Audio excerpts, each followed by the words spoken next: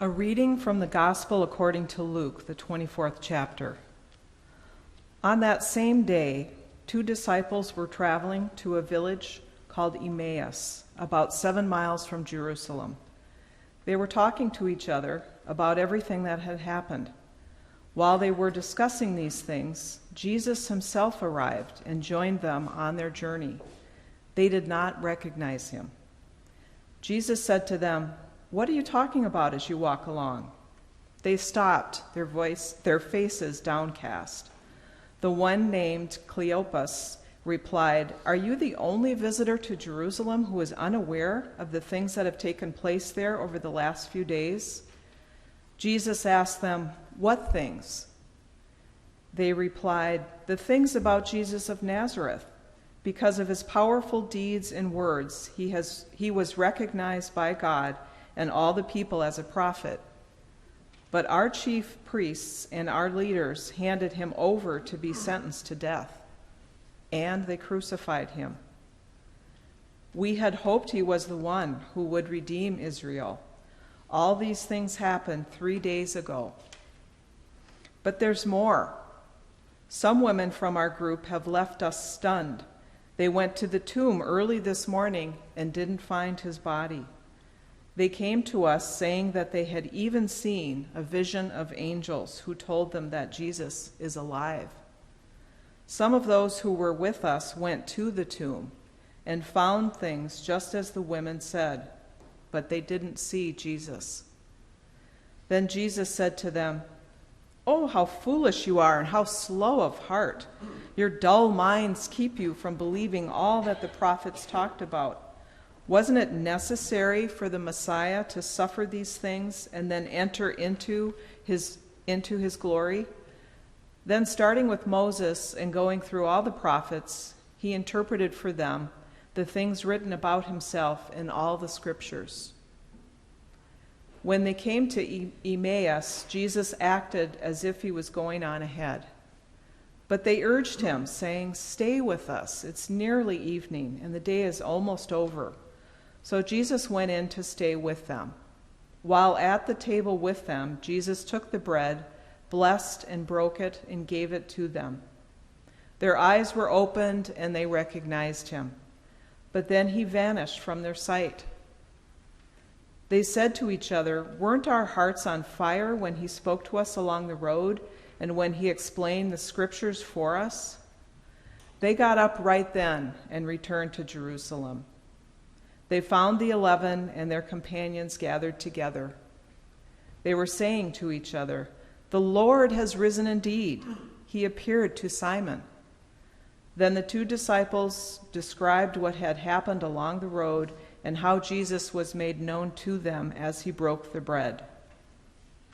The word of God for the people of God. Thanks be to God.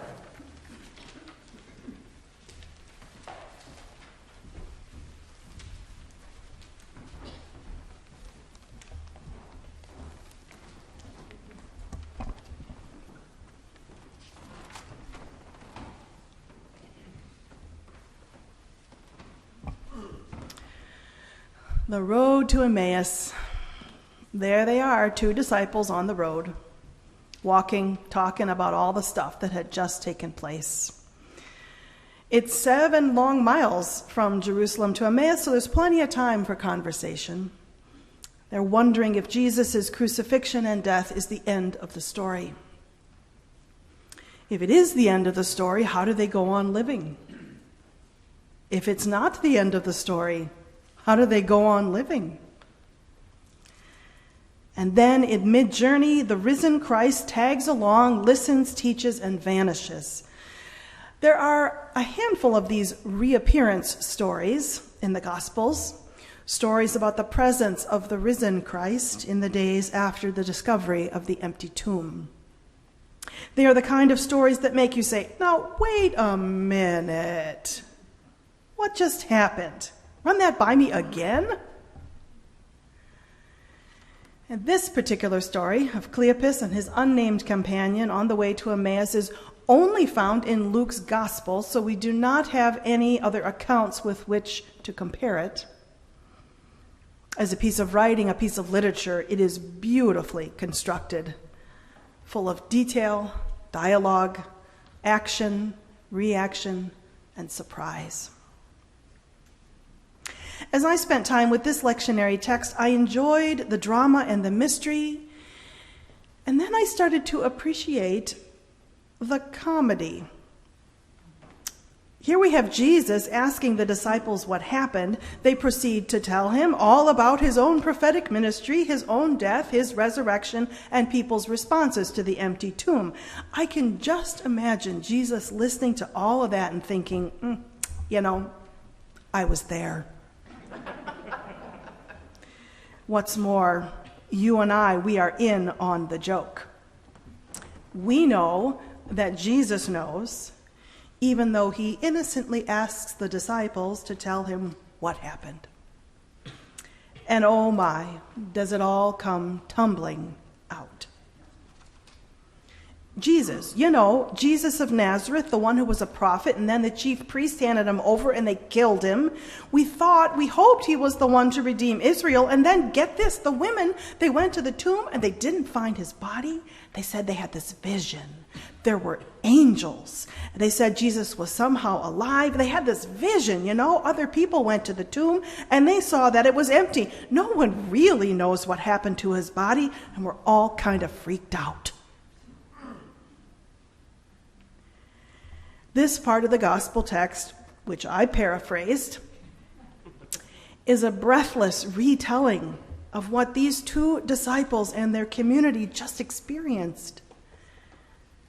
So I asked, do you know that feeling of having so much to say, something so emotional and overwhelming that you speak really fast and you jam everything together in one long story which comes tumbling out? That's my sense of the two disciples. But remember, they are experiencing profound loss, hopes dashed, weird stories of visions and angels, disbelief, instability, disorientation, and no sense of what is coming next. It's all too much. It happens so fast. It's hard for them to integrate recent events into their previous experience of Jesus. They had high hopes that he would be the one to lead them, restore them, and save them. Instead, he was put to death, and his body is missing. It is in the midst of this disorientation and grief that the risen Christ shows up on the road. And they don't even know it. Well, after listening to the disciples for a bit, Jesus chastises them for not believing all that the prophets had declared, for not getting that the transformation has occurred. But does he give up on them? No. Does he turn them away? No. Instead, he resumes his teaching ministry. He continues to teach these two followers, and that means he continues to teach you and me. So Jesus turns back to the scriptures, reviewing their collective spiritual heritage and that long line of prophets starting with Moses. He places himself in that long line of people who are rejected and persecuted. The risen Christ is a patient, impassioned teacher, willing again to help them understand and trust all that he has to say. So how do those two travelers respond? What do they want most? Do you remember what they say? Stay with us. The gospel writer tells us they urged him strongly, saying, "Stay with us, because it is almost evening and the day is now nearly over. Stay with us, please, just stay." Jesus, known or unknown, revealed or concealed, alive or resurrected, just stay with us. Please don't go. One more day, one more evening, one more parable, one more healing, one more meal together, one more chance to learn from you, one more moment in your presence. Please stay. Stay with us.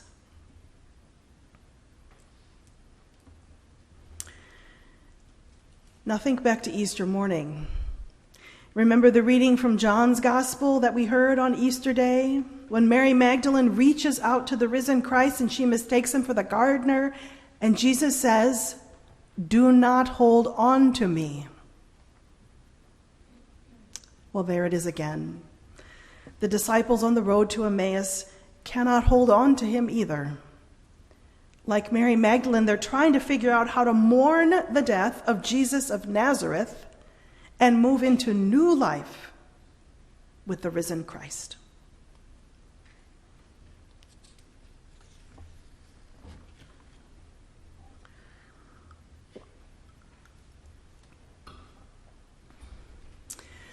Okay, now fast forward to the 20th century, the mid-20th century, and here is a little bit of art history.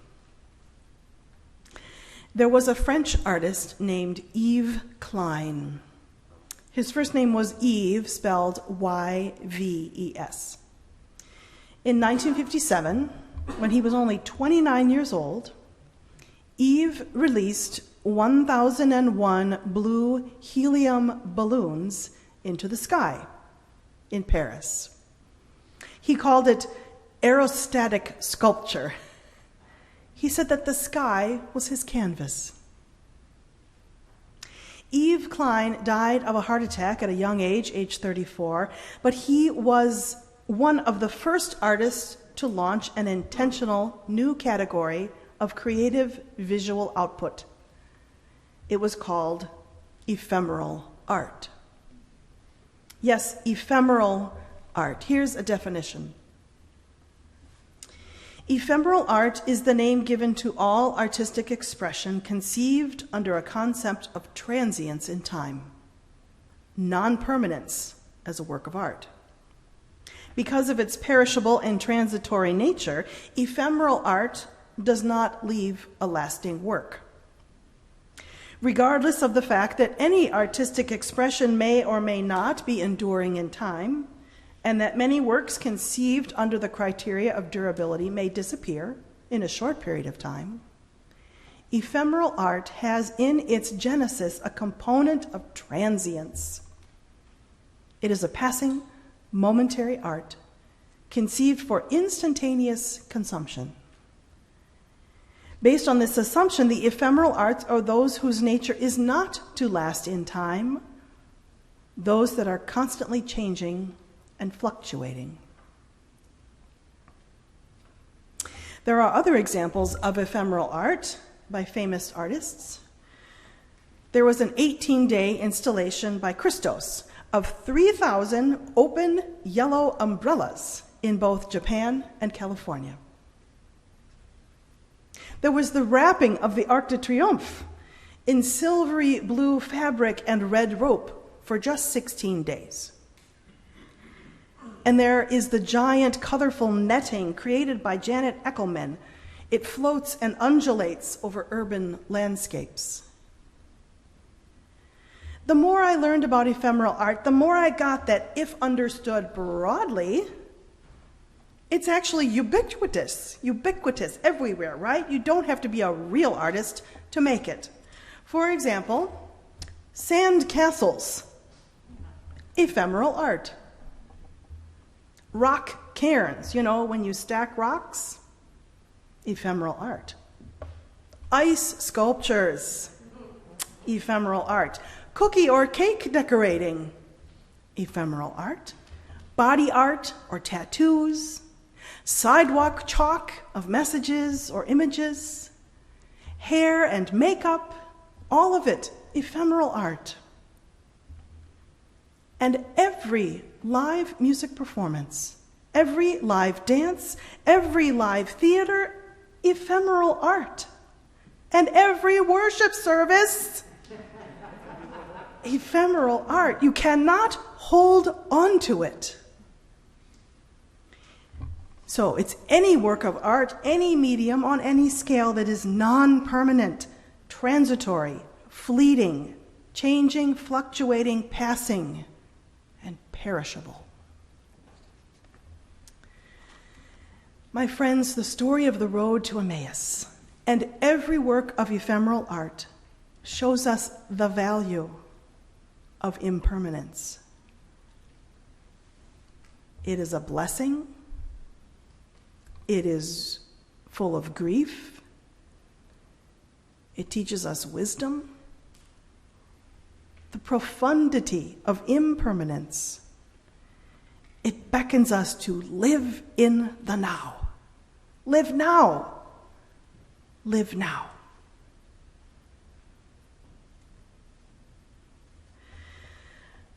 So back to the Bible. The two disciples ask Jesus to stay with them. He does. And they sit at a table and they share a meal. Jesus takes the bread, blesses it, breaks it, gives it to them. And in so doing, because they are present to the moment, living in the now, they experience the risen Christ. The blessing, the bread, the sound, the sight and smell of it breaking open, being served by him, being fully present and open, not preoccupied and not distracted, being in the company of one another, that's when the disciples glimpse the divine, God with them.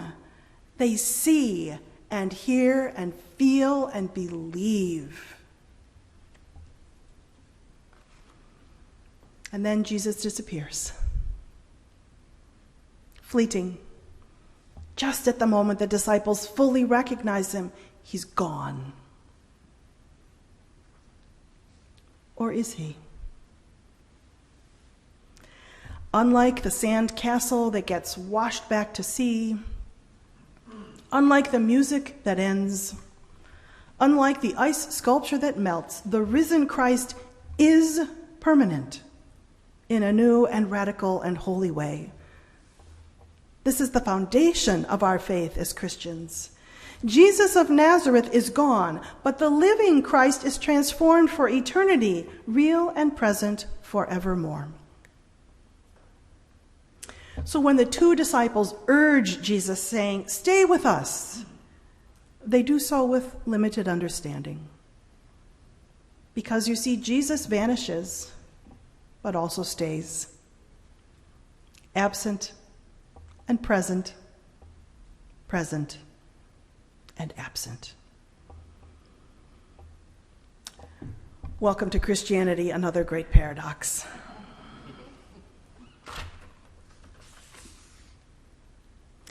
My dear church, the risen Christ, the essence of Jesus, will always stay with us regardless of our invitation. The Christ light may not appear to us how we expect it to or when we think it should. Whatever glimpses, shimmerings, sensations, visions, or encounters with the divine we might have, they are gonna be ephemeral. So instead of grabbing hold, let's take a different approach. Live in the now. Be open to the possibilities. Trust that the risen Christ is eternal. And go create your own ephemeral art. May it be so. Amen.